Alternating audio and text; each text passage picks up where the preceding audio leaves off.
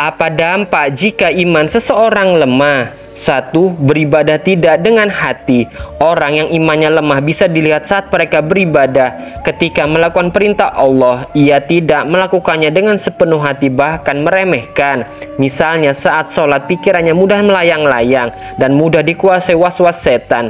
Jika ini mulai dirasakan, segera beristighfar dan memohon kepada Allah agar imannya dikuatkan. Yang kedua, tidak terpengaruh ayat Al-Quran. Seseorang yang imannya lemah tidak akan merasakan getaran apapun saat mendengar Al-Quran. Ia tidak merasakan getaran iman, atau dalam kondisi parah ia akan memuji suara Al-Quran. Jika mengalami gejala seperti ini, sebaiknya segera mencari penanganan yang tepat untuk mengembalikan cahaya iman di dalam hati. Yang ketiga, tidak sabaran dan tidak mudah memaafkan.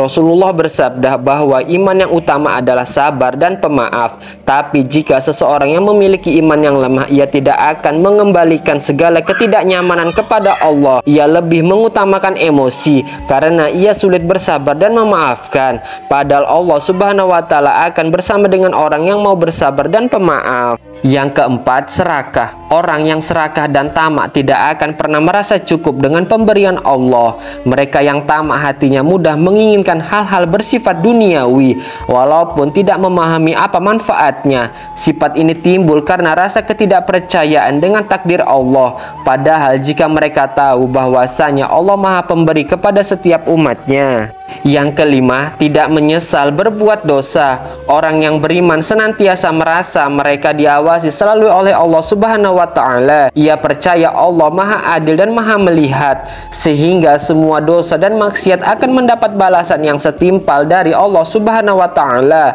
Beda hal jika iman mereka lemah, ia tidak merasakan hal tersebut, bahkan cenderung biasa saja setelah melanggar larang-larangan Allah.